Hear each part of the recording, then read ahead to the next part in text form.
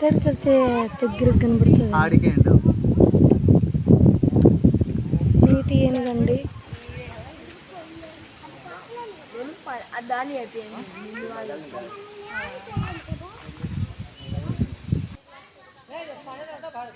ఇది నీటి ఏనుగండి.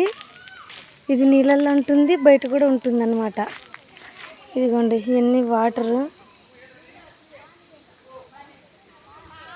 గడ్డి తింటా ఉంది అన్నమాట. ఇంత పెద్దగా ఉంది కదా. వామ్మో, డిస్కవరీ ఛానల్లో తప్ప రియల్గా ఎప్పుడు చూడలేదండి, ఫస్ట్ టైం చూడడం.